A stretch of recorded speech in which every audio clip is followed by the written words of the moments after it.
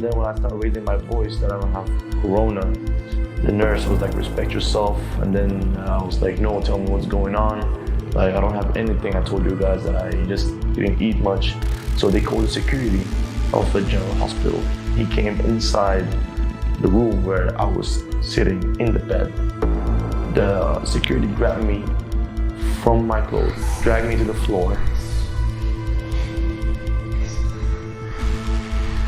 This day I'm just like, wow, they literally used me for 2 months. It was a struggle.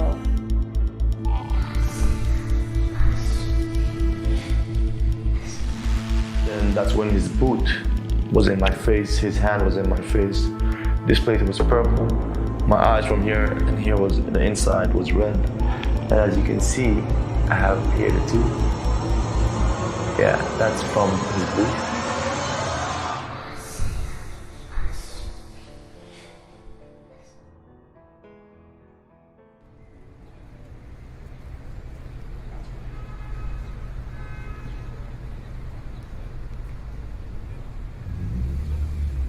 The northern part of Cyprus can be described as a cultural melting pot. A walk through the old city of Nicosia would reveal an assortment of landmarks and historic monuments that show an eclectic fusion of cultures throughout the years. This island has been a place where cultures, civilization, societies, and people mix, resulting in a unique island and land that few other places on Earth can match. But above all, it is the diversity of the modern-day community that brings past and present together towards a better and more inclusive future. This is due in no small part to the presence of international students from all over the globe. The last 10 years have seen a steady growth in the international student community in the northern part of Cyprus. The significant economic and cultural contribution of thousands of individuals from over 100 countries cannot be overlooked. The cross-pollination of cultures and ideas creates a better society. As such, the island has been presented with a golden opportunity to take advantage of its diversity. It is time for us to join hands and work together towards making much-needed changes while respecting all races and ethnicities. After all, we are all humans, every one of us with the capacity to touch the world and leave it a better place than we found it. So what is your story?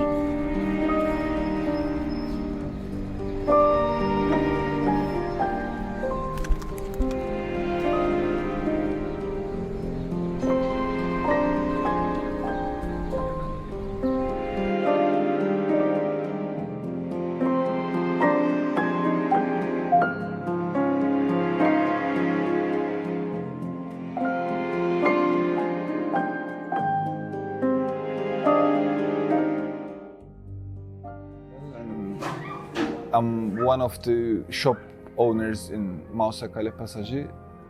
It's a bar, and there is another facilities as well inside, like jewelry kind of shops or handmade craft kind of stuff. And I'm living here.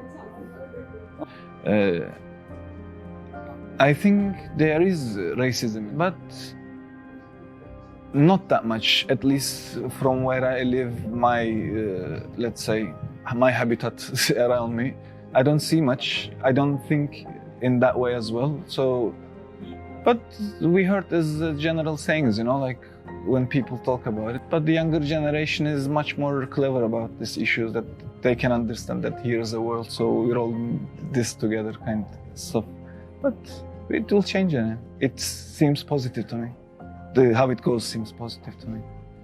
Okay. Thank you. Would you say, do you have like any personal experience or a story, a memory you had with a student here? In the bar or in your life in general, you can share with us maybe?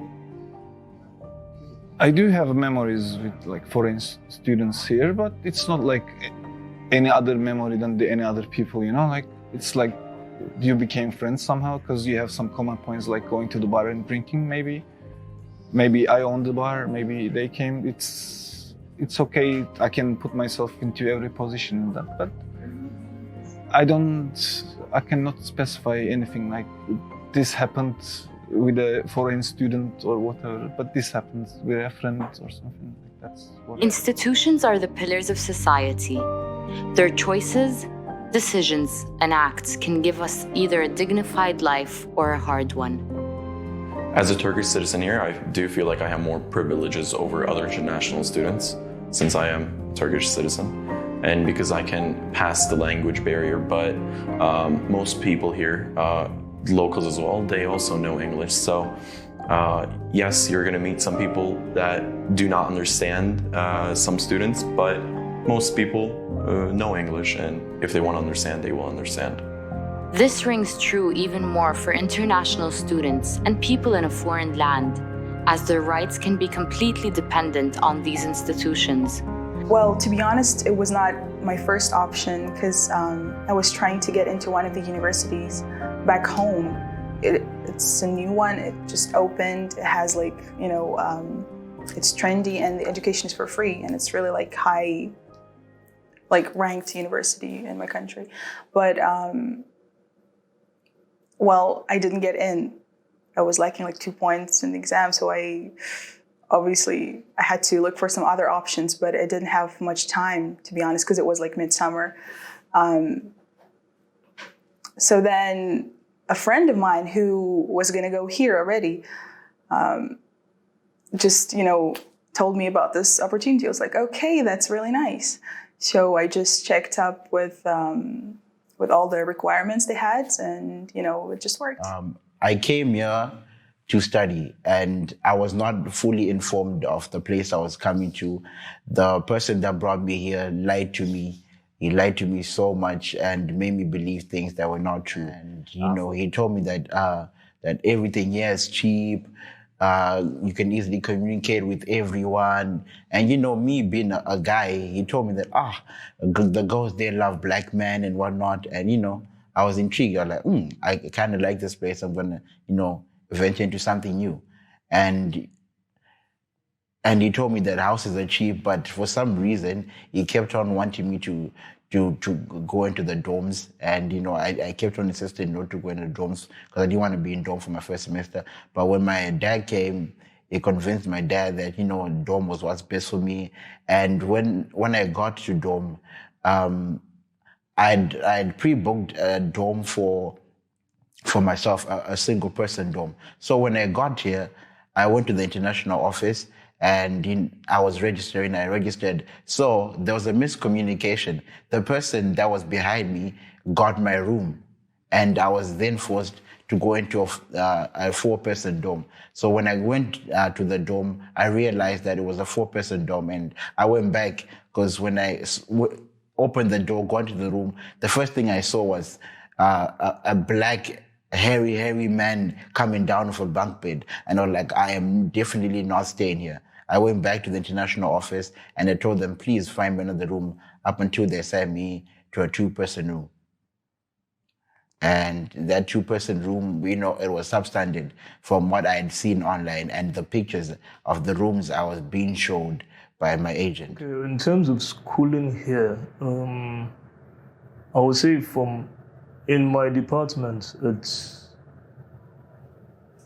kind of okay in the sense that,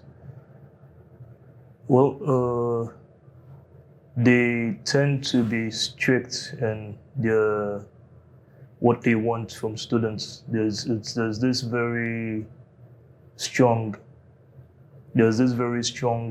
need for perfection, especially in architecture. So they kind of push you to almost beyond your limits. In the sense that I noticed even in the department, when the lecturers are trying to communicate or trying to teach, they tend to explain more in Turkish than in English. It's even they explain in Iranian as well.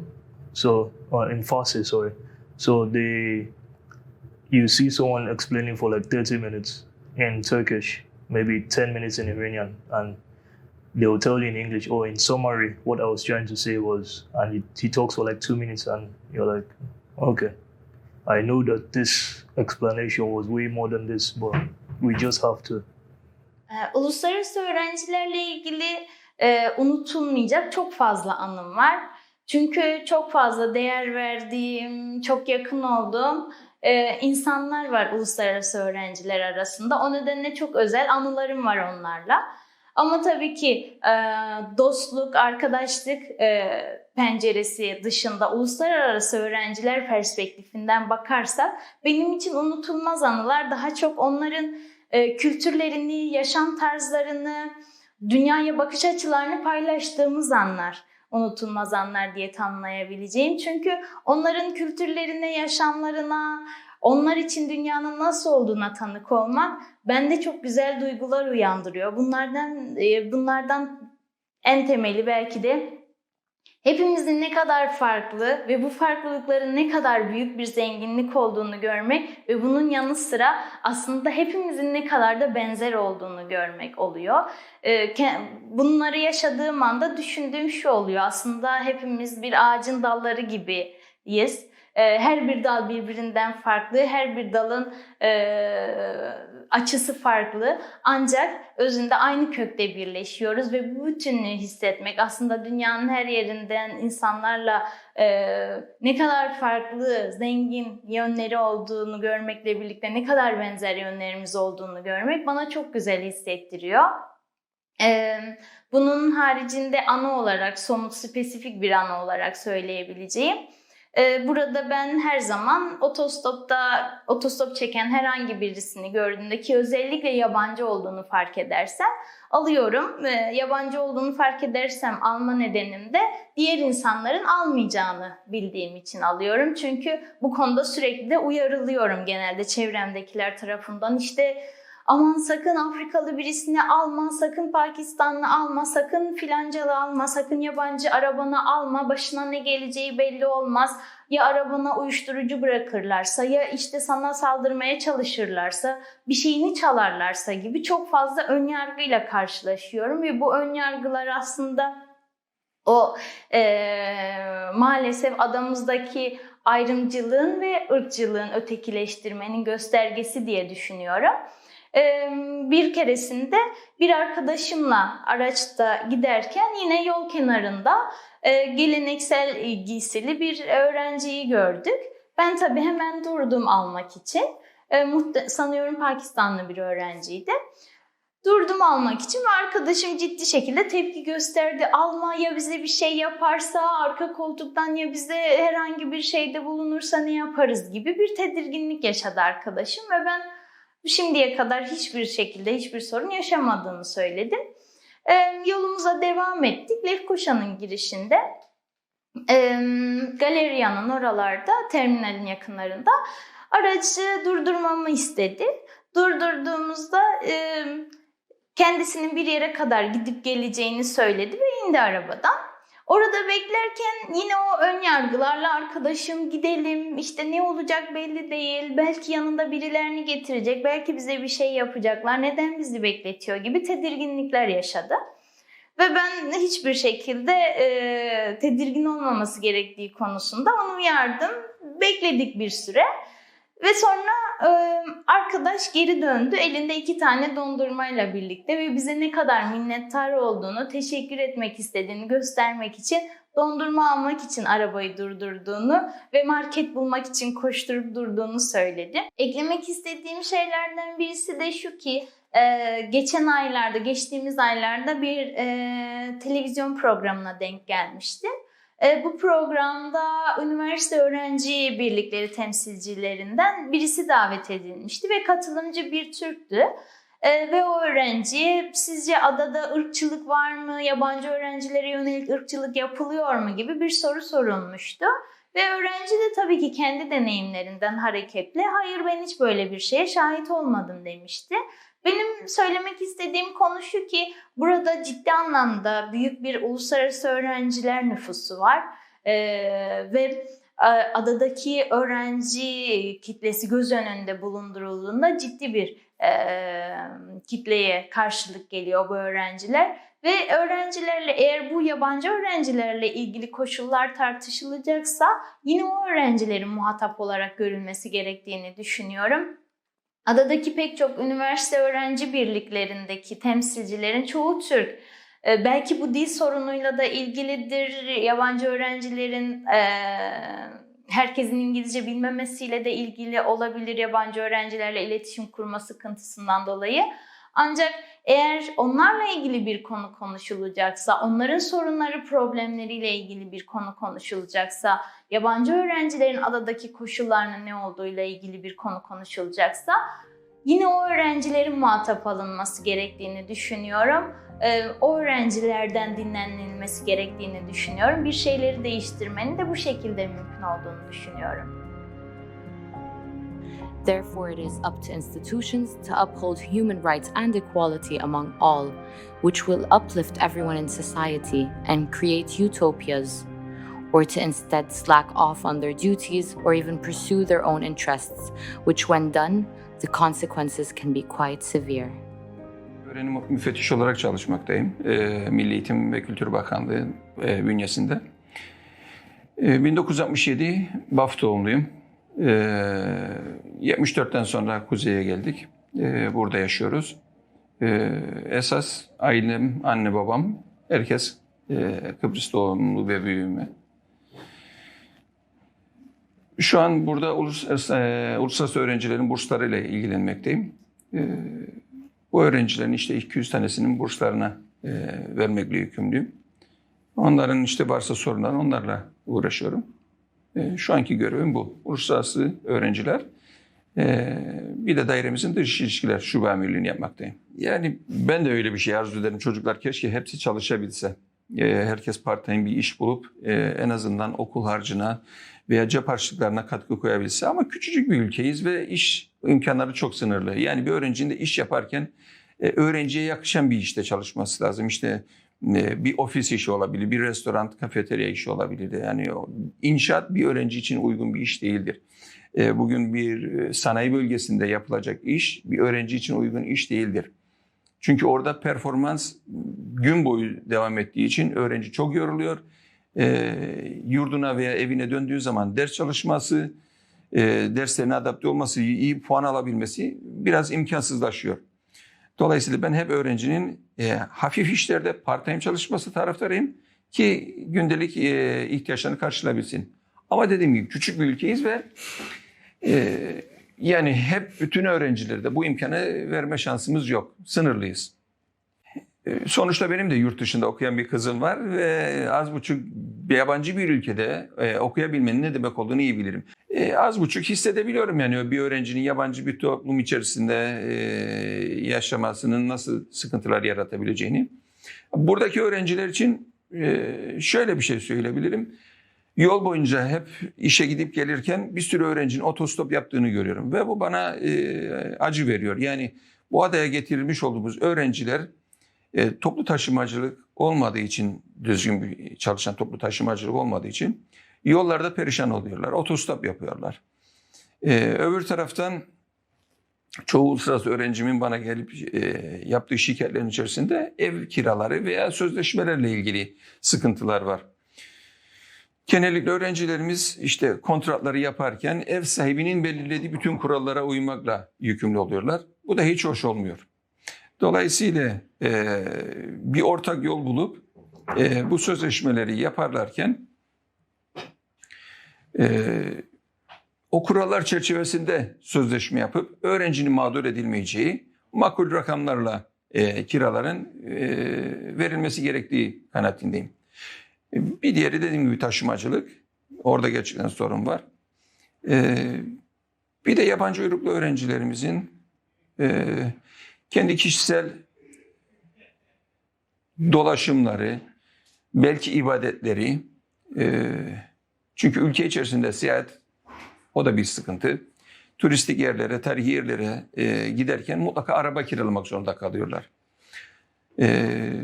Otobüs taşımacılığı bir deniz kenarına yok. Bir öğrenci deniz kenarına gidecekse kesinlikle ya arkadaşının arabasıyla veya bir kiralık arabayla gitmek zorunda kalıyor.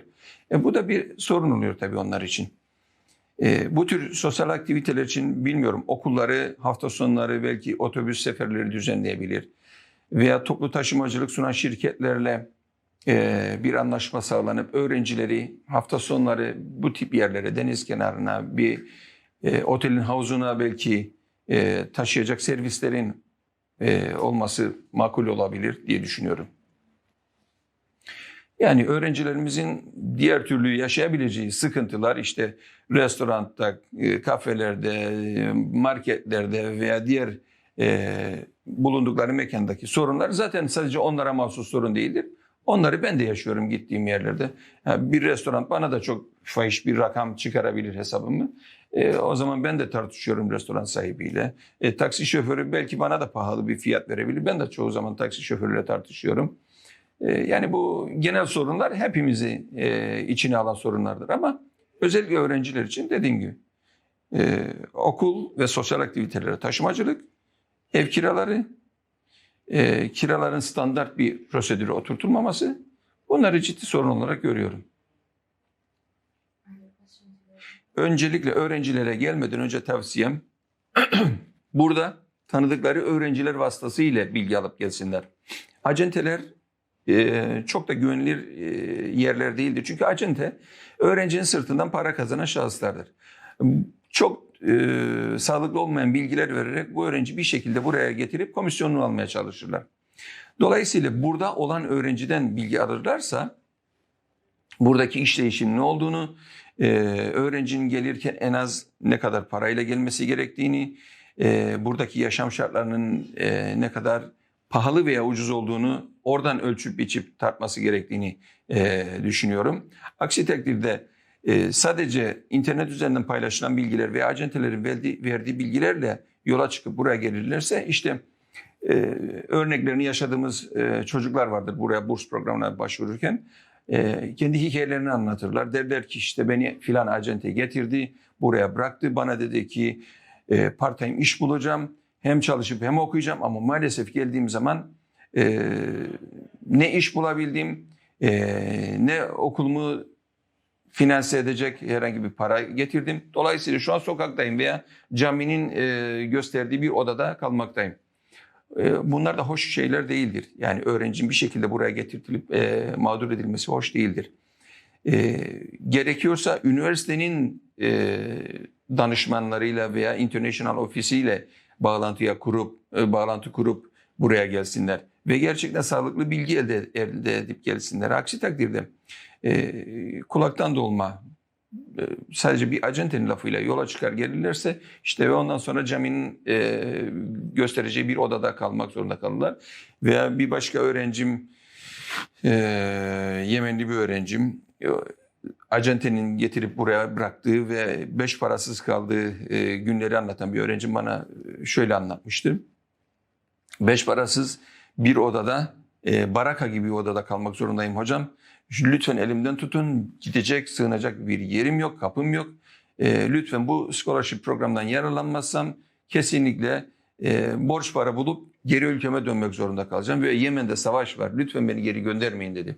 Yani o gün benim yüreğim parçalandı adeta. Bir şekilde komisyon üyeleriyle irtibat kurdum.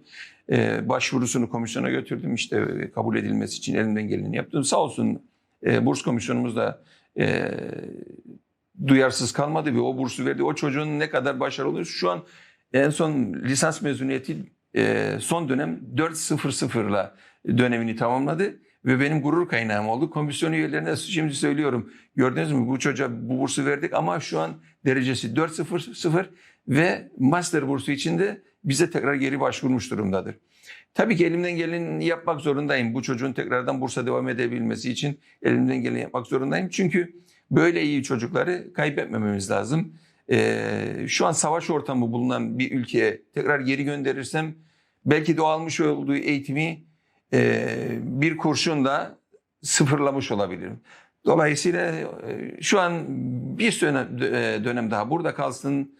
Belki master bursundan yararlanır da master'ı da okursa 2 yıl sonra ortamın yatıştığı bir ülkeye göndermek benim için daha hayırlı ve öğrenci açısından da daha iyi olur diye düşünüyorum. So maybe as someone who's pretty active within the social community here, I've realized that there are so many problems that students face in the area that we're in. They can go from gender-based issues to housing issues, working issues, and so on, especially within the different institutions. But, I mean, it's a beautiful environment. The place is nice. The people are nice. It just has so much potential, but we see that this potential is not being brought out in the best way possible. And it breaks your heart when you see that so many people around you can be helpless, can feel lost, can feel suffocated sometimes by all the things that they go through. And you can't even help them in the best way possible. I came here because it was a better opportunity for me, because my country, it has hard living, where life there is so hard and the poverty and universities are not good. When I heard about this university and the ranking of the world rank, that's when I had the chance to come here. I was experienced with institutional discrimination in this island when it comes to racial, when it comes to my skin, where I'm from, when it comes to the language barrier, when it comes to me as a student, because as I know, like, people in this island, they don't like students much because they do a lot of trouble.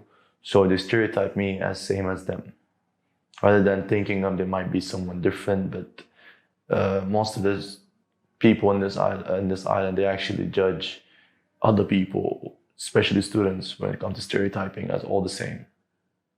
The first incident for me here in this island that shifted my life, it was in the beginning of the corona pandemic, around March. As everyone knows, that countries were suffering with money and like living standards and everything. My father had hard times to send me money, so I been broke for like a week. So I was really hungry when I was going down out from my dorm. And then because I didn't eat, I fainted. I fall down the floor. The ambulance came. They thought that I have corona. They took me to the general hospital. That's where the nurses and the doctors there, they were treating me differently. They were spraying things in my eye and they're like, wake up, do you feel any of this? And I was telling them that, I don't have corona. I just fainted like normally because of hunger. I don't have food. And so then they start talking in Turkish, and then I was telling them, like, speak in English so I can understand what's going on here. What is this? What is this? And they all start laughing. And then at some point I raised my voice because they still continued to talk in Turkish, where there's this word that right now I forgot about, but there's this word that it's kind of racist, I guess. Because when I asked about it, because it was not only one nurse, it was two of them actually, a man and a female, male and female were saying it. And then when I started raising my voice that I don't have corona, the nurse was like, respect yourself. And then I was like, no, tell me what's going on. Like, I don't have anything. I told you guys that I just didn't eat much. So they called the security of the general hospital. He came inside the room where I was sitting in the bed. The security grabbed me from my clothes, dragged me to the floor. I didn't have the energy to stand up because still, like, my body was drowsy and dizzy. But even though at that time I was just speaking and looking, like opening my eyes. So he pulled me down from the bed and dragged me all the way from the hall in front of the people until the security office. And then that's when his boot was in my face, his hand was in my face. This place was purple. My eyes from here and here was, the inside was red. And as you can see, I have here the tooth. Yeah, that's from his boot. And that was the first incident, like, he just broke my tooth. And then from there, the police officers came. And then I was telling them, like, I didn't do anything. And the police officer realized that, okay, why would they do that to this guy? Because he realized I was beaten already, you know. When I went to the police station, I just sit there for like 10 minutes. The officer came. I think he felt like kind of a sympathy towards me. Give me coffee, this, and then he's like telling me, I'm sorry, it's okay, it happens. And then he drive me back to the dorm. And I thought that I'm gonna have a court. And then I was telling them, like, I wanna raise a complaint about this. And he's like, don't worry, I will do it, and this, and this. Like, all right, okay. And then when he dropped me back to the dorm, I was stressed for like 2 months. I thought that I'm gonna have a court. And then I realized that the case didn't even reach the police station. They just buried it because they already knew that they did much trouble. And I don't know how I'm gonna get this back, but you know, that's why I joined VOIS, so I can have my rights. My second incident, you know, as the first incident and second, both of them are police brutality or let's say injustice. But the second one is more of the police brutality because that's where I felt like I'm a criminal for something I didn't do. I have a friend of mine who passed away in this island, and the funeral, after the funeral, it's called janaza. I don't know how to say it in English, but it's where the friends come, the family comes, if there's family, they all come, and then they just, you know, they read the Bible or the Quran, they pray for him. So I went there, the police came, they brought in, they have a search warrant. I wasn't the only guy there who was a guest. So they searched the rooms. One of the owners of that apartment, they had stuff with them. And that's where all of us, we became part of it.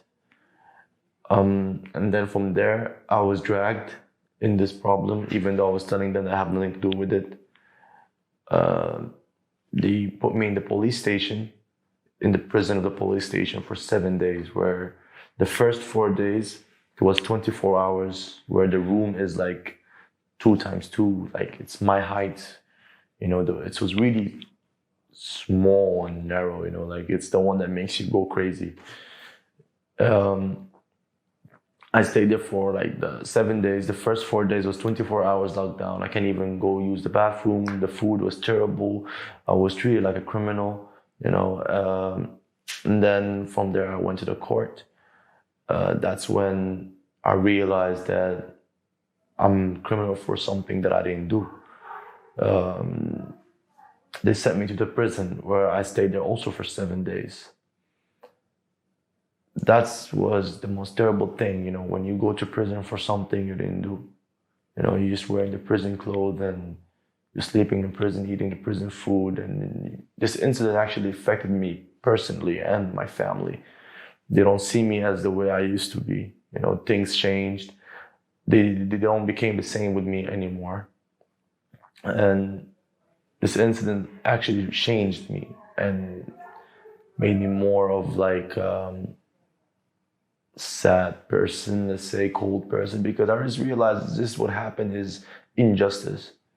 Just realized that because I was telling them, even the guy who owns the apartment, there's like a 3+1, all of them 3, they said in the court, the first day at court, that I was a guest.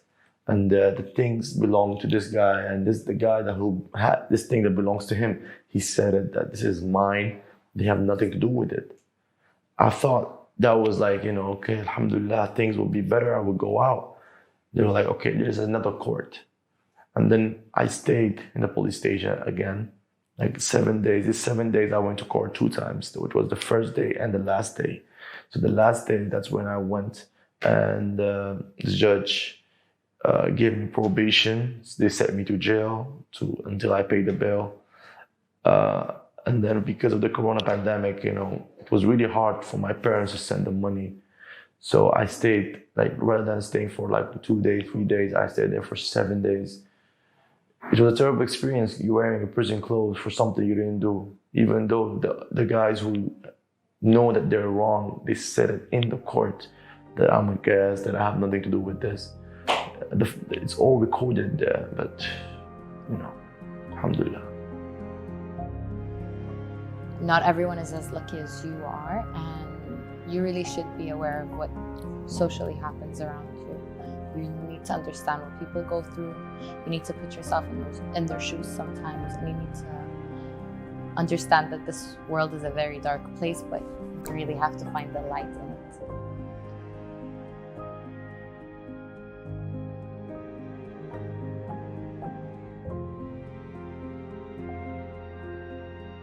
As we pursue equality and inclusiveness, gender issues cannot be ignored.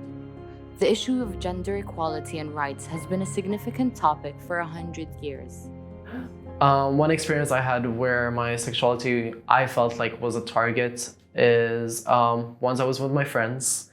We went to a neon party here in the island, and we thought it was going to be very fun, and it was for the most part, until I started dancing with my friends in a way where they didn't find it normal, a little bit maybe too provocative, in a way of, oh, it is not the same sex, like opposite sex is the same sex, and they kicked us out for that specific reason if we do not stop dancing in that way.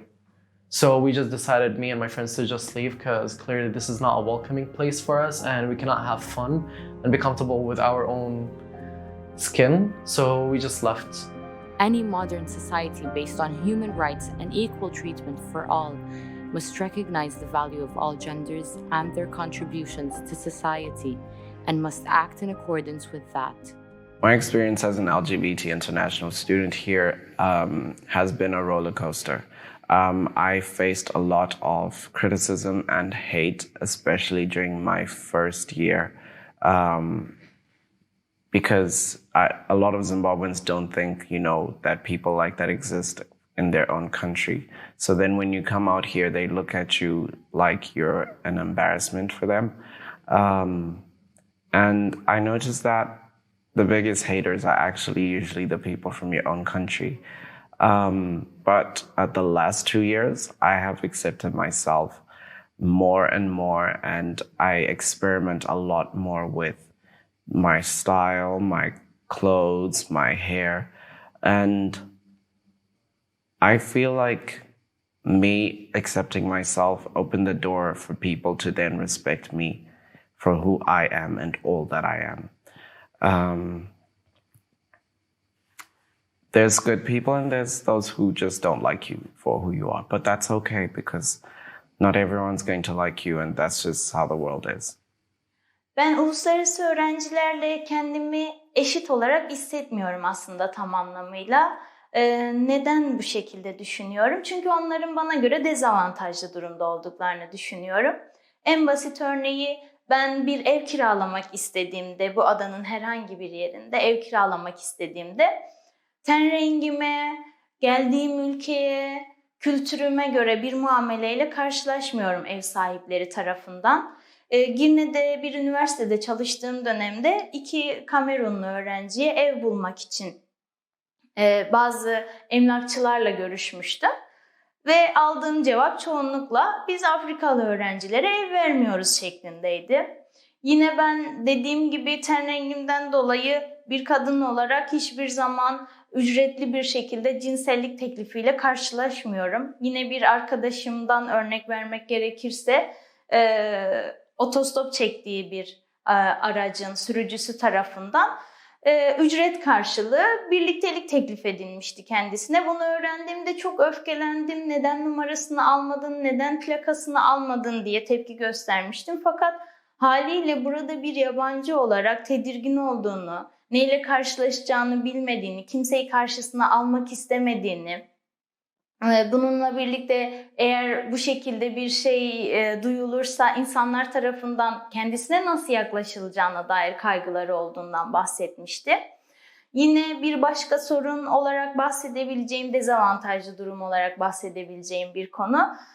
Ben burada yerli olduğum için ulaşım sorunu yaşadığımda kendi aracım olmasa bile bir tanıdığım vasıtasıyla yine bir yerlere gidebilmem mümkün. Ancak burada bir uluslararası öğrenci ciddi anlamda ulaşım sorunu yaşayabiliyor. Çünkü toplu taşımamız yeterli düzeyde değil, çok kısıtlı, çok sınırlı. how it made me feel when I was just trying to have fun and dance with my friends and just enjoy the night, thinking everybody was welcomed. And as soon as you start feeling comfortable with your own skin and happy with yourself and with your friends, and then told to stop having fun the way you want to just because they feel like it's against human ideology or human, I don't know, club law or something, or human comfort, other human comfort rather than your own, it's really made me feel like I'm not being treated as a human, while others were. Their concern and their uncomfortable experiences with me dancing with my friends was way more important than actually saying that this is a party where everybody is welcomed and can have fun. That's the biggest one. I felt disappointed. I felt degraded as a human. I felt unwelcomed, and that's the reason why I just ended up leaving the party rather than staying and trying to stop myself. I wouldn't want to be in a place where I could try to, like, I can't even have fun, and I just decided to then just leave. I think society could be more inclusive by educating people about the LGBT community. I think a lot of hate comes from a lack of understanding. There's a lot of times that I can use an example, which actually works for me as well. Growing up, people kind of, I'd say in Zimbabwe, it was common to say that most terrorists were Muslim. And I think it was a lack of understanding because I made a lot of Muslim friends here, and I think they were some of the most amazing people. And they're judged based off of, you know, a rumor that somebody has said or just spread. And I think that affects everybody else. But, you know, from speaking to them, they have helped me understand how those people come about doing things like, you know, terrorist attacks. And I think in the same light, if people were educated about, you know, how this comes about, because a lot of people I know, they don't understand it. Some say it's a hormonal imbalance or whatever. I don't know what it is, but I think if we all try to listen to each other, it would definitely make a huge difference. People in that society must also know that we are all one and the same, and recognize that when people from a certain gender are denied their rights and denied equal treatment, it can have significant results on the society as a whole, and as the individual themselves as well.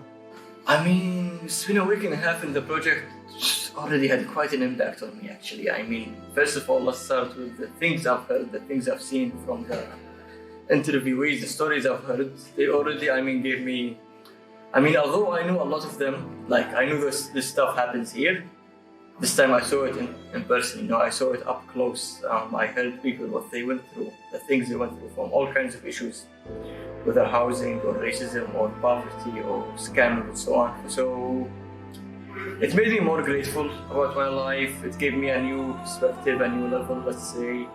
It made me more aware of what happens here, even though I was already quite aware, but even more aware. You can never be, I guess, aware enough.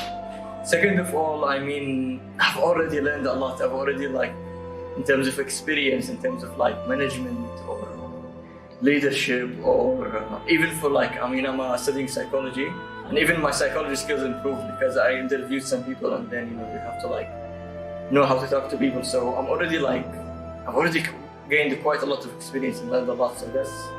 So the impact already on me has been quite a lot already, actually.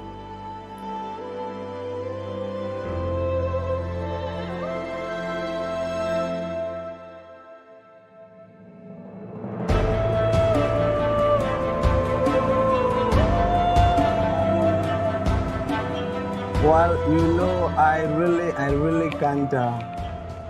really can't maybe confirm that when someone lives here, or maybe make up your mind to base here to earn a living, something like that, because since I came here, like I said, I am a student here, right? I'm a student. I go to school, like what I explained to you, that job opportunity here is very, very difficult. Though I did not come here for job. But I know it is very, very essential, very normal that even when you are schooling here, when you're a student, you have certain jobs that you have to be doing so as to sustain or carry on some certain things that concerns you. So I just believe after my studies, I have to go back to my country. That's just all. But do you think it's possible as a student primarily to find a part-time work, just help yourself? Is that easy? Yeah, it's not that easy. It's not that easy. It's not that easy. The problem there is I know to look for a part-time job, it depends on the individual, right? Because I know to look for a part-time job when you are just at home, it's very, very normal that you can't get it. You just have to go, out in search of it. Maybe if you're fortunate, then you have it. That is what I know. It should be recognized that several international students are in a position where they have to focus on their studies while trying to fund their stay on the island by themselves. It is imperative that their right to decent working conditions is upheld against the background of unsafe workplaces and unfair wages for international students. More can be done to better their stay and ensure they take care of their needs. I started working here because I needed money, not because I was fond of it. And by the time I earned good money or bad money, all it has taught me is that we always have to sacrifice some of our needs in order to fulfill our other needs. This is how it has affected my lifestyle. This is how working has had a major influence in how I'm controlling my finances, because when you earn, then you have to say, okay, what is the biggest necessity? Not even what is the necessity, the biggest one. And then you go for that. And then the other ones are left behind. But it's okay, because at the end of the day, you have what is going to make you function in your life, and you work hard. But it is challenging, as I just say, in every part it is, and I don't know how more I can emphasize on that. But yeah, this is how it affected my life, and I think it will continue. I remember the first ever time I worked here was in 2018. I was doing flower delivery, so I delivered flowers for these white old men. I would take them from their garden, like a warehouse type of garden. I would pick them up and we put them in a truck and take them to to the place wherever we're delivering at that point in time. So at first this man they were really nice, and I was like, these people are really fair, because we did the same work as everyone else did, and it was pretty fair. But then up until the end of the month came, and I think at that time that's when we got paid, because he paid us more, and he paid us all at once. So when I realized that all the people that are Turkish are getting 500 lira more than everyone else is getting, because I think I was the only black person working there, and everyone else most of them are Turkish. I'm the only person black who's getting 500 less than everyone, and I do as the same work as they do, and I found that not fair. And I tried complaining, but they're like, if you don't like it, my friend, just leave. I've worked here, and it was very challenging.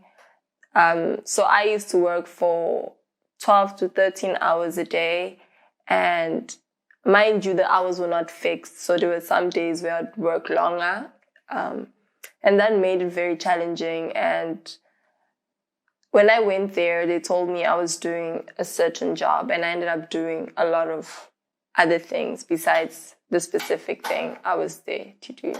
I was told I was going to do. So that made it very challenging, because I went there with the mindset that I'm going to be a waitress, I'm going to be doing this part. And when I got there, I was doing multiple things. Like, now I had to go to the kitchen, make the coffee. I don't know if usually back in my country, if you a waitress, you don't go behind bars to make the coffee and all of that. You're a waitress in front. So yeah, it was different. I had to make the coffee. While I'm making the coffee, I had to attend to my customers. While attending to my customers, I would have to go to the kitchen to get something. which was just it was a lot of work on me, and I was doing all of this alone. Yeah. Ever since I came here, yes, I've been working. I had my first job in my very first semester, and from that time till now, I have worked in several places under several conditions. And working here for a student part-time is hard, of course, because they have to manage their school and manage their work, and they are in a bubble where they have to excel at both tasks that are running at the same time. It is hard, but I think that every student should work part-time. That is the only way, in my opinion, that they can learn what real life is and how hard and challenging it can be. So it got to a point where I just couldn't deal with all the disrespect that was happening there, the mistreating. So I gave them a 2 weeks notice to tell them that I couldn't work there anymore. I thought I was being nice by telling them that, but the owner didn't take it lightly. He got mad. He told me, "You'll make sure I don't get a job in this place." And I was like, wow, that is not nice of you to say. But anyways, it is what it is. So the next time I went back to work, I found 4 new workers, 4 new waitresses. So I was a waitress. I found 4 new waitresses. And I think that got to me because first of all, they were a different race from me. I was black, they were white. So that was number one. I was just like, wow, okay. I can't say anything about this. So I went ahead and I asked one of my co-workers. I was like, why are there so many new faces here? And she was like, it's because you said you were going to quit. So they decided to get new workers. And for me, it was just also all of this time they've been taking advantage of me because I've literally been doing the work they're doing by myself alone, and they never said anything. I told them multiple times that it was a lot of work. Mind you, at some point, these people used to take me home. At some point, I started hitchhiking back home. It wasn't easy because you get into so many strange people's cars, and it's quite scary sometimes because, you're so tired from work. You've been there for 13 hours. You just want to get home. You can't even walk anymore. So you just go with it. I just found it so unfair. I felt used. The fact that they were 4 workers doing exactly the same work I was doing, mind you, the place wasn't even as full as before. It wasn't as busy as it was before when I started working. So I think that just got to me. I think that actually pushed me to want to leave the place even more. I didn't even think twice now before leaving the place and giving it another try because I just felt like, so now if I tell them I want to stay, they will tell these 4 workers to leave because they're aware that the same amount they're paying me alone, now they have to double 4 times it by 4 to pay other people. If they can save the 3, why not hire me? Don't know if that makes sense, but I think that just up to this day, I'm just like, wow, they literally used me for 2 months. It was a struggle. Finding a job here, especially for international students, is not quite easy because wherever the international student, for me, when I went to look for a job, they would just ask me if I speak Turkish. And before I could just say that yes or no, they would just say that, okay, fine, we'll just call you. And some places they would just not even hear you and they would let you go like that. It is hard for international students because, they have to face the biggest challenge, that is language barrier.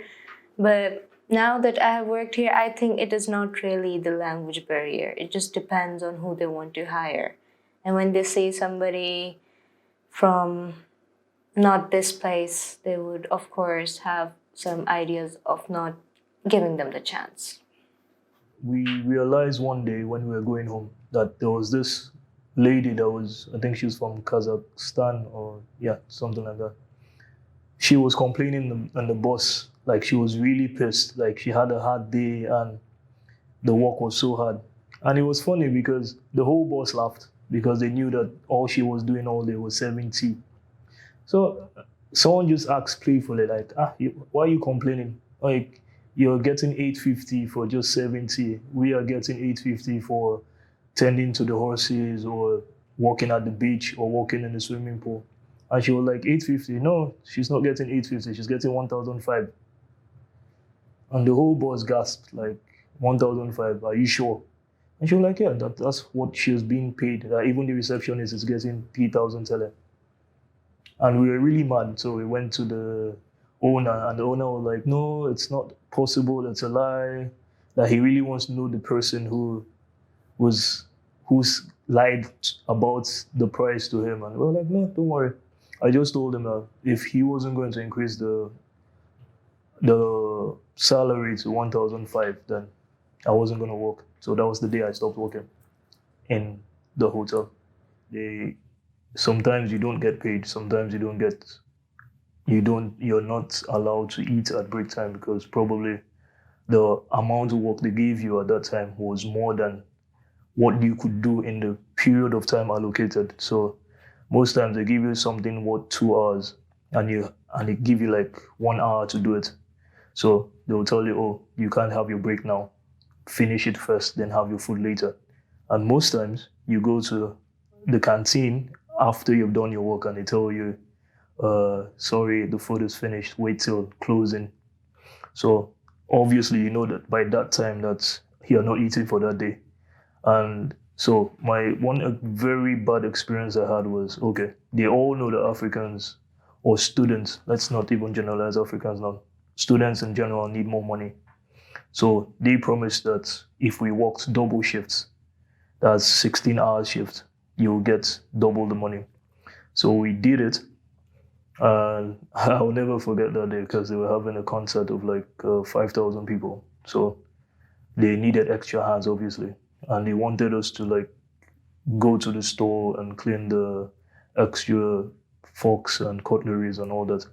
So we did that for like 4 hours on end, just cleaning. Every person was supposed to have a 3-course meal. So do the math. 5,000 forks, knives, spoons per person. So imagine doing that kind of work, and at the end of the day, after 16 hours, you go home and they tell you, oh, sorry, at the moment we can only pay you for 8 hours. Come back the next day. And they literally keep stretching it until you're forced to forget about your money, because at the end of the day, all the people you asked pretend like they didn't know what you were talking about. Everybody suddenly has memory loss. نعم، نوعا ما سعيد في وجودي هون. يعني لو ما كنت سعيد ما بضل الفترة هاي كلها. أنا كنت طالب وخلصت دراستي وحاولت إني ألاقي شغل إلي هون بسبب حبي وسعادتي للبلد اللي أنا فيها هون. الناس نوعا ما محبين، متعاونين، متقبلين للآخر، للأجانب. ما بحكي إنه ما في يعني تمييز أو نوع من العنصرية، بس يعني مقارنة في البلاد الأخرى هون البلد مريحة يعني، والأجنبي بيعيش بسلام، ما في أي حدا ممكن يتعدى عليه. البلد آمنة بشكل عام سواء لأهل البلد نفسها أو للأجانب. ما في سرقات، ما في عنف، ما في اعتداء على الآخرين. في نوع من الحرية، كل إنسان بيعيش حياته هون بالطريقة اللي بيحبها. الحرية هون مجالها يعني بتوقع إنه من أكثر البلاد في العالم اللي هون الإنسان بيقدر يعيش في حريته الكاملة، ما في أي قيود سواء من ناحية إيجابية أو حتى من ناحية سلبية. وهذا سلاح ذو حدين، ممكن الإنسان هون ينحرف بسهولة وبنفس الوقت لو هو عنده الرادع الداخلي هو ممكن يعيش بكل يعني الأمور اللي هو بيشوفها إنه لازم يطبقها في حياته. ما في حدا بيعترض عليه، ما في حدا بيفرض عليه أي شيء. يعني بتقدر هون تعيش كمسلم، كمسيحي، كأي ديانة، تقدر تصلي، تقدر تروح على الجامع، بنفس الوقت تقدر تروح في أي وقت على الخمارة مثلا، تقدر تشرب، تقدر تتعاطى مخدرات، تقدر تعمل شو ما بدك في هاي البلد. ما في أي رقيب عليك غير نفسك. بنفس الطريقة الحياة هون مناسبة للطالب، برضو مناسبة لحياة العائلة.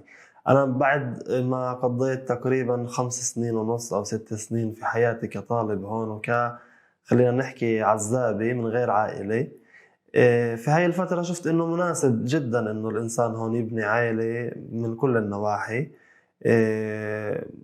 بناء على ذلك اتجهت إني أنا خطبت وتجوزت وزوجتي أجت لهون. وبنفس الوقت كمان يعني زوجتي الآن هي طالبة دكتوراه، والحمد لله ربنا رزقنا في بنت الآن عمرها سنة اسمها زينة. مبسوطين كثير في حياتنا في قبرص كعائلة. يعني لقينا مثلا الحضانة لبنتي كانت كثير يعني تعاملهم معها ممتاز. احتضنوها من وهي يعني بعمر صغير جدا، كانوا بيعوضوا مكان الأم والأب، لأنه زوجتي هي طالبة في الجامعة وأنا بشتغل، فهم عوضوا مكاننا وسهلوا علينا من كل النواحي. يعني من وقت الولادة، المستشفى، دكتور، كل الأمور ميسرة وموجودة. ربما بس لو بدنا نحكي عن عوائق، هو بس العائق المالي. لو أنت معك بتقدر يعني توفر لنفسك المال الكافي، ما بتحتاج أي شيء في هاي البلد. كل شيء موجود ومتوفر بسهولة. يعني من وقت الولادة للآن عمرها سنة بنتي، وكعائلة أنا وزوجتي كمان كل شيء يعني ميسر ومسهل، والحياة آمنة، وبتوقع أنها حياة مناسبة لبناء عائلة هون. يعني ما في حدا بتدخل بحدا، الإنسان بعيش بسعادة في بيته زي ما هو بده يعني. بالنسبة للحقوق العمال هون موجود، يعني في إجباري إنه كل مشغل كمثلا بالنسبة لي كمطعم إجباري إني أنا أدفع تأمين لكل عامل عندي في المطعم شهريا تقريبا 1000 ليرة بالشهر. هاي بتضمن له حقوقه في المستقبل، وبنفس الوقت في تأمين صحي إجباري لكل عامل. نوعا ما مقارنة في وضع البلد هون ممتاز حقوق العامل، يعني مكفولة أحسن من كثير دول متقدمة ومعترف فيها أكثر من هون. برأيي إنه العامل منصف يعني في البلد هون، بس ربما المشغل يواجه مشاكل في هذا الصدد. يعني المشغل بصير التزاماته كبيرة، مع العلم إنه الدخل محدود. يعني السوق هو سوق طلاب، أسعار الوجبات هي محدودة، التزامات كثيرة لصاحب العمل. لما ينزاد عليها الحقوق العامل، وبنفس الوقت العامل بده حقوق وبده إيجار برضه يعني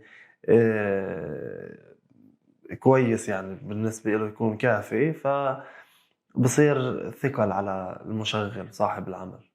صراحة أنا للمرحلة اللي وصلت فيها مريت بمراحل كثير صعبة وتحديات. الحياة الطالب هون مش سهل إنه يشتغل، حتى لو اشتغل شغله ما بيكفيه كامل. يعني إذا ما في حد كأهل مسؤولين عنه بيصرفوا عليه بيساعدوا، ما في أي طالب في هاي البلد بيقدر إنه يشتغل ويوفر لنفسه السكن والمصروف وقسط الجامعة. لأنه يعني يا دوب الطالب لما يشتغل هون يوفر السكن، ما بيكفي لقسط الجامعة أو لمصروف ولا للمجموع. أنا مريت في مراحل متعددة. يعني بلشت أنا أول ما أشتغل أخفف شوي عن أهلي، كانوا يبعثوا لي أهلي ويساعدوني في القسط مثلا، كنت أوفر سكني ومصروفي. بعد هيك تطورت في الشغل لحد ما صرت أنا صاحب عمل، يعني بطلت بحاجة لحدا يعينني من أهلي، أو يعني صار في عندي اكتفاء ذاتي. ولكن برأيي الدخل هون في البلد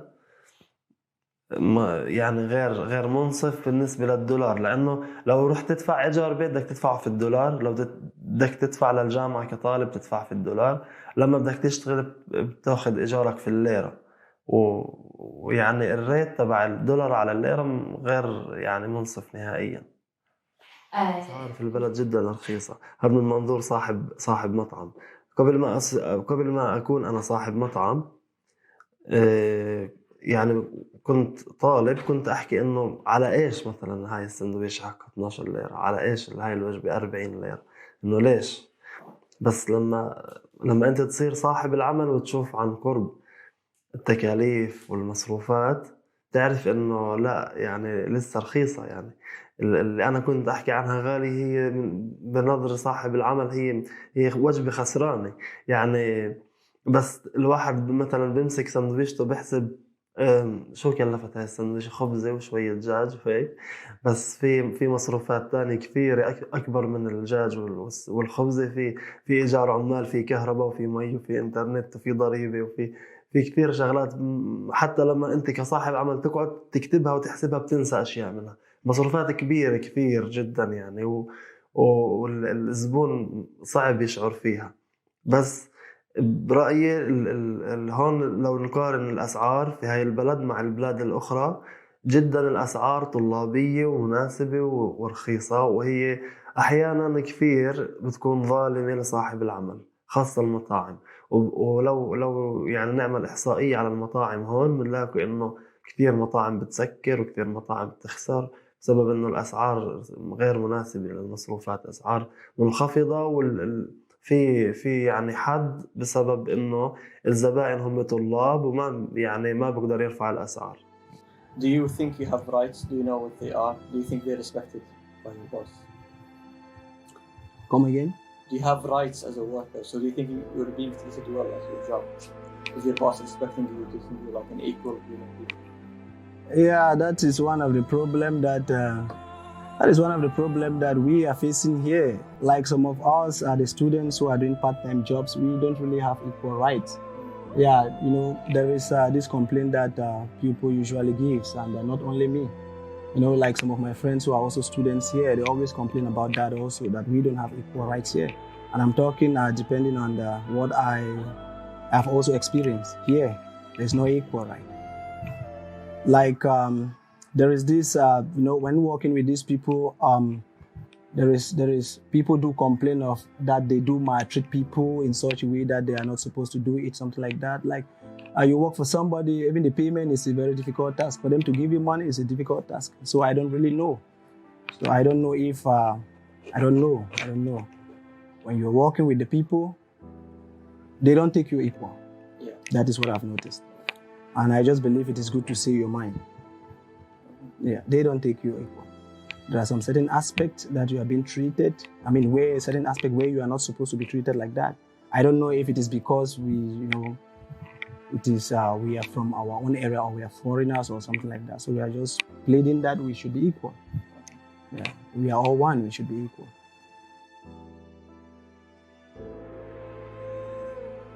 So let's start with how Corona affected the international student population, or the student population here in general. I mean, me personally, I've seen a lot of students who had like a 180-degree change in their lives due to Corona and the lockdown. I mean, the economic changes, some people got laid off from their works. It was their main source of income. Some people, it affected them mentally in a huge way. I think it's had a big change on the international students here in the northern part of Cyprus. What do you think? I mean, it's no big secret that the coronavirus, this pandemic, and rightly so called the pandemic, has had like a massive effect on the lives of foreign students here in North Cyprus, in the northern part of Cyprus. To be fair, I mean, given our experience with students here, there's always been lots of challenges for students in the northern part of Cyprus, and I think that the pandemic just simply amplified these issues, because some of the support systems which they had pre the pandemic basically were non-existent during the pandemic. And support systems, self-support systems, for example, like students who could get jobs or jobs here and there, which enabled them to make some money to be able to have a decent life, or at least attempt to have a decent life. With the pandemic, these jobs were lost for many students, and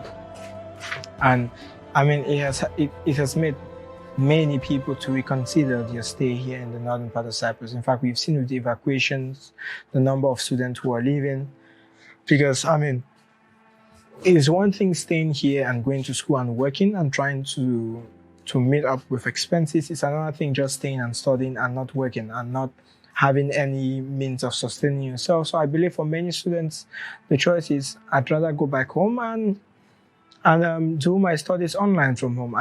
Why should I come and pay a house, stay out of my country, stay away from my family, and then have to withstand the emotional and psychological stress, the financial stress as well caused by the pandemic.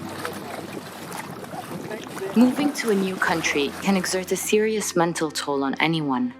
Feelings of loneliness, culture shock, and anxiety can prove to be daunting. International students need all the help they can get to not succumb to depression. It is our collective duty to pay attention to the mental well-being of every student, seeing to it that there is equal access to mental health resources.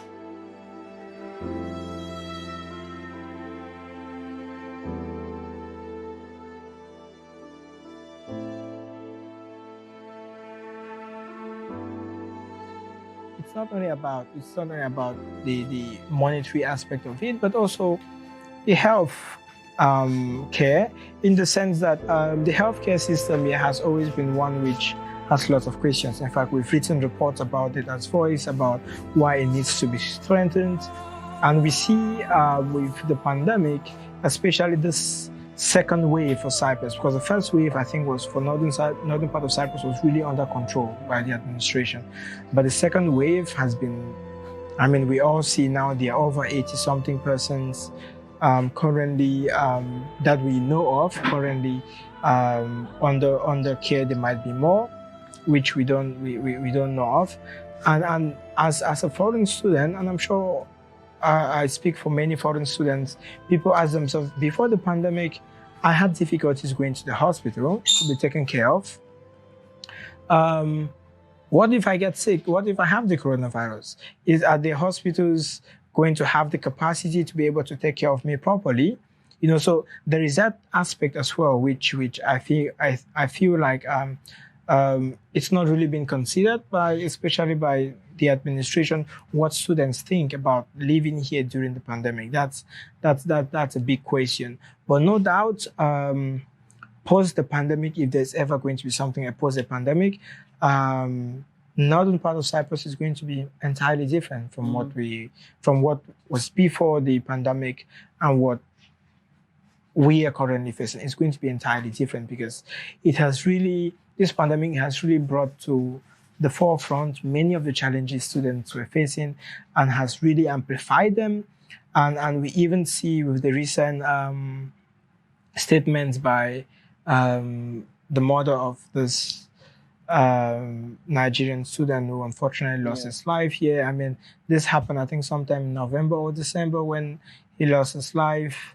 And then it was this August that the parents or the mother really brought it to the forefront. You see the heated conversation, the debate this has brought about Nigerian students here with the Nigerian, or some members of the Nigerian government threatening to blacklist the northern part of Cyprus. I don't think that is going to happen anyways, but at least it has brought this to the international media.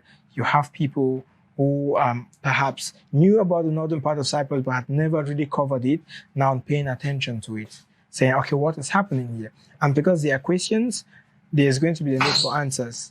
And these answers is really going to shape these answers, by the way, and by these answers, I mean how the administration responds to this is really going to shape how the northern part of Cyprus is going to be in the future.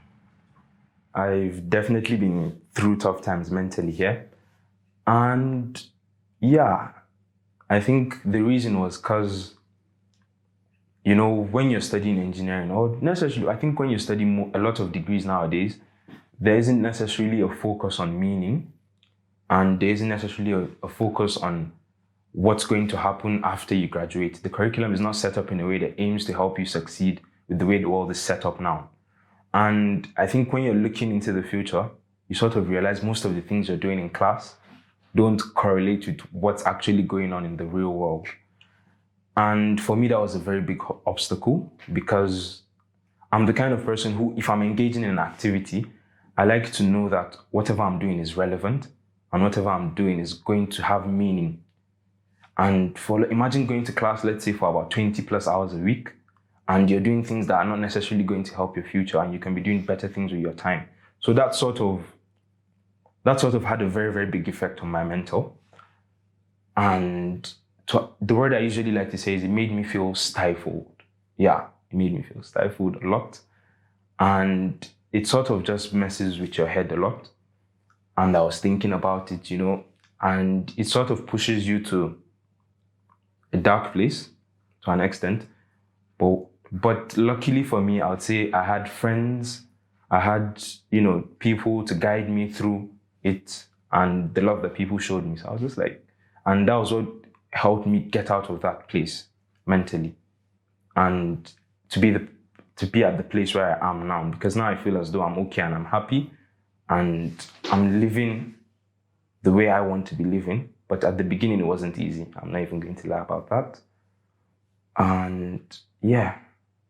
Not necessarily. I don't feel safe talking to a psychologist, because the last time I tried it, they literally, because I don't know, like I said before, probably different upbringings or different experiences. They looked at us like, oh, we were having this very hard life or something like that. When you try to explain, oh, back home, this was normal for us compared to the way people view things here. And you're looking at you like, oh, your life must have been very terrible or very hard. Rather than trying to listen and understand, they tend to listen and judge. So it wasn't really, not necessarily a nice experience, because most times it's, as an African, it's almost, you kind of feel weak even thinking of going to a psychologist. So imagine after fighting those battles personally, and you're like, okay, let me just see how this thing goes, and you go there and someone is looking at you like a lab rat, you wouldn't want to go back. The problem in this island when it comes to healthcare, you know, when it comes to the hospitals, how they treat students, and how they react when it comes to students, they come to them. I lost 2 friends who went to the general hospital here in this island. One of them passed away in January. I can't say the names because, you know, but I can tell you the incidents. Back in January, my friend passed away. He had diabetes. So sometimes diabetes make you dizzy. So they sent him to the general hospital. Rather than checking his blood and this, they gave him glucose, which is increase his level of sugar in his body. That leads to diabetic coma, where 3 days later he passed away. The other friend who passed away in May, this May, lack of ambulance. Where have you ever seen an ambulance without nurse, without even the machines? It's just a bed. My friend, suddenly his heart stopped. We called the ambulance. They were already more than 10 minutes late. And the ambulance came without a nurse, without no machines. I was even surprised. That's why I went to the general hospital after them. He also got in a coma where he got brain damaged. because the blood wasn't reaching the brain. He stayed in a coma for 5 to 6 days, and then he passed away. That's the problem when it comes to medical healthcare here. Even me, they thought that I had corona, and then they had to beat me up. I guess you can see here. They had to beat me up there, just because I was refusing, telling them that I don't have corona. That's the problem when it comes to the healthcare. Considering my mental health,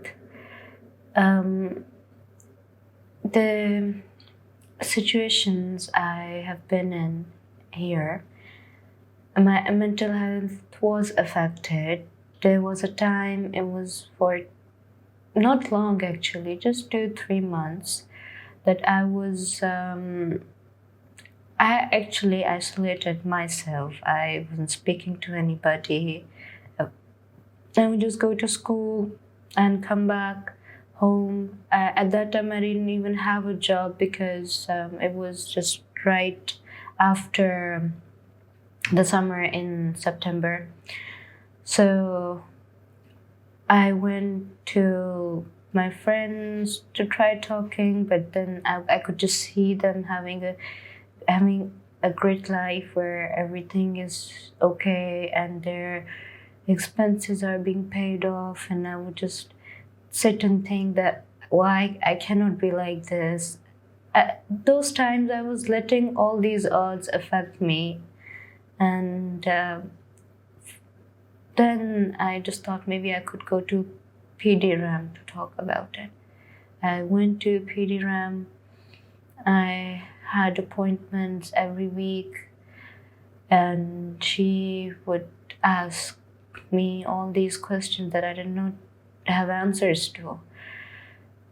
But then I just told myself I have to be strong no matter what. I shouldn't be giving up like this or even being sad about these things, because if I think about everything over here, I signed up for this maybe, and there's a reason I'm here, or there's a reason I am in this environment.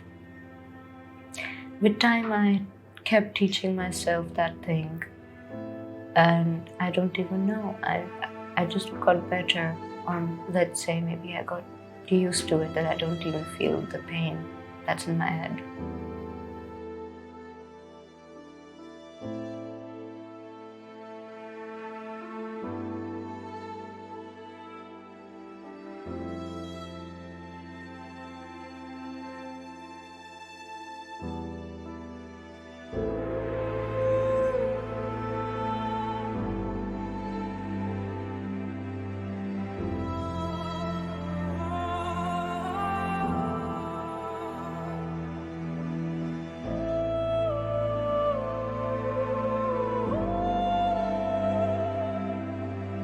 Every human has a right to a roof above their head. No one should be homeless or suffer maltreatment when it comes to housing in today's age and world, yet unfortunately it still happens. In order for a human being to be dignified, they must have a roof over their head, and it must be of good condition. They must be assured that their housing treatment will not depend on their race. Their rights as a tenant must be upheld, and rules and regulations must be put in place on landlords to prevent abuse. Only then can a society claim to be well developed in the housing sector and offer its people a good standard of living.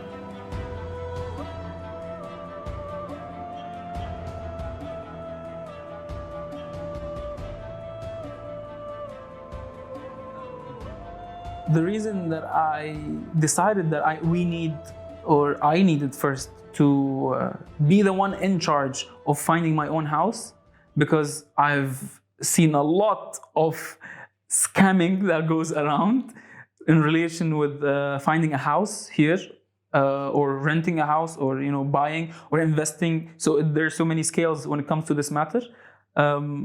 And agents that lie to you, photos that are not like reality. You buy a house and then you pay the deposit. You rent a house and then you pay the deposit, and then everything just breaks loose, right after the agent leaves the building. even though the agent didn't even tell you that there's a commission. So now you need to explain to your parents that you need to pay 2,000 more just because of your agent. And this is not, appropriate. And not just that, so many different issues that comes with finding a house as well, and how it's all independent. Actually, there's no rule or a platform that is professional enough with the services that shows, okay, this is what we have, this is what we can offer, this is what we stand by till the end of the road with you. Plus, after. What happens after I get the house or rent the house or buy the house, this is more important because I'm gonna be living there for a year, 2, or for the rest of my life. So you can't just reach there and just let go, You can't sell me a car but not tell me how to drive it. It's so many different issues. So now that I am in the architectural field, after I graduated as an architect, I realized that, okay, I have a certain level of information, in regards to the environment, space, and buildings, and all that. So I realized to continue into real estate and to offer as much as I can, because that's how I felt it was an issue. Living in dorms, especially when the financial background is not that strong, it can be difficult. I faced housing issues over here mainly because of my financial reasons. The place I was living at, they needed certain amount of money by the certain time, and I couldn't pay it. So I was deprived of my accommodation, which I think could have been avoided if the authority had some understanding about such students. At some point, I do not blame them as well, because they also have somebody to answer to. But what I believe that it wouldn't have been so bad if they could have just let a student like that have some time and figure out the issues. Housing for other people, I'm not sure how that goes, because I actually have seen families getting deprived of the roof. And from my personal experience, it wasn't nice, it was hopeless, it was a hard time. And I think that when it comes to financial situations, nobody really cares about that.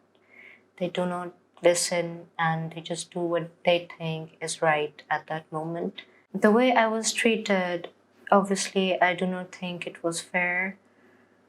I wish there was another way, and I actually remember that every night. So from that perspective, it wasn't fair.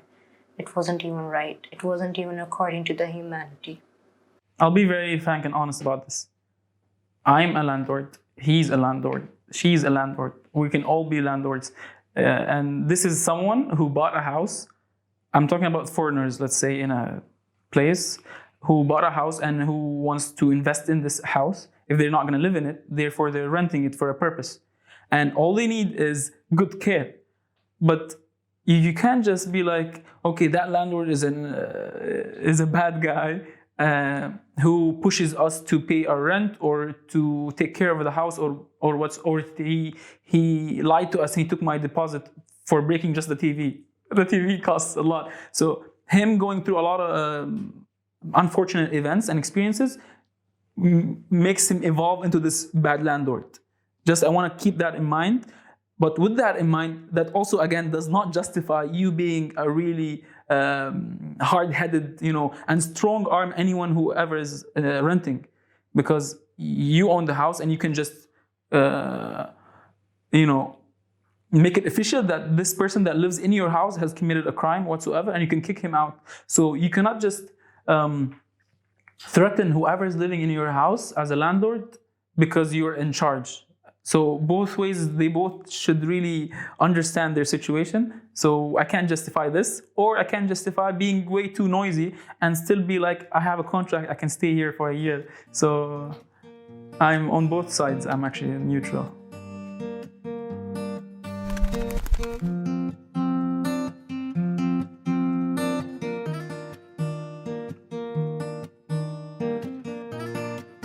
When I think about the northern part of Cyprus, I think about those beautiful beaches.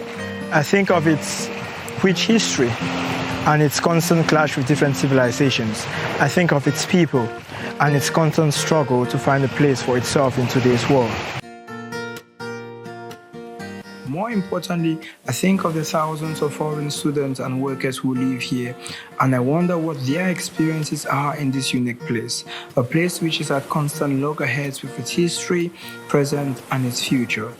Doing this project, our intention was always to understand the experiences of foreign students here like never before.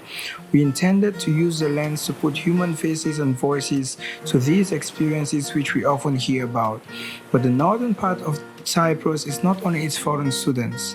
As such, we interviewed locals in efforts to also get to know how they view the experiences and encounters with foreign students. Our goal has been to like never before put faces to the numerous stories we hear from students about their experiences and from locals about their interactions with students.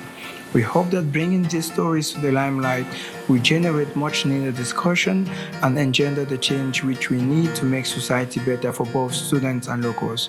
We don't intend to denigrate any one person or any one organization or the people living in the northern part of Cyprus. No, we are simply amplifying voices and hope that as we do, the stakeholders and duty bearers pay attention because we have so much to offer each other.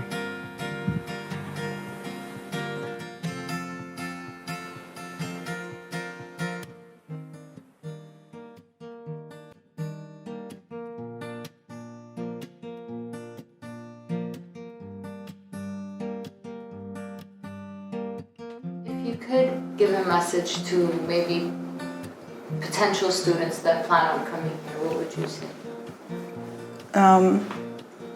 I would say that, what would I say to those who want to come here? Well, guys, it's beautiful, first of all. It's beautiful when it comes to like nature, like sights, everything. It's amazing, breathtaking. I just want people who are in the same situation as I am, that they can come to me or anybody else or to the people who are around me right now, and they can talk to them and they can share their experiences. They shouldn't feel that they are not a part of this place. They are, and actually such people are making a journey that in the future days will be used as examples. For all the students who are suffering with anxiety, suffering with all of this, patience, pray, wait, and anxiety will help you to love yourself more. You know, even though you can be stressed about yourself, about your health, it makes you more aware to your health, more aware to yourself.